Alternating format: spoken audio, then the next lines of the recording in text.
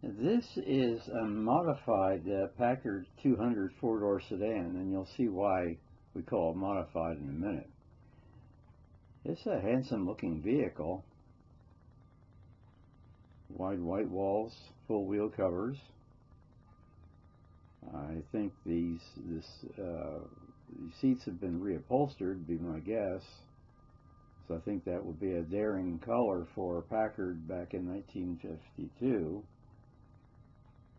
And we see the first indication there's been a big modification here with the shifter. It's a 3-speed manual, evidently. Maybe more, I don't know, but probably 3-speed. Upholstery on the doors looks original. The instrument panel looks pretty original. And there's the famous emblem on the hood of the car. And oh my goodness, look under the hood here. We have a Ford engine. It's overhead valve 6 with an alternator, so it's been modernized. It'd be interesting to know what the actual get up and go of this car is, because it's obviously a very heavy car.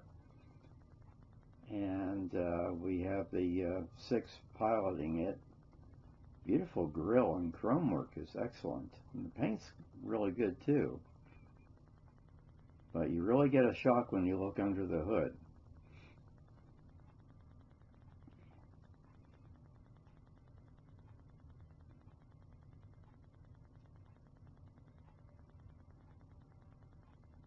Another look inside the car.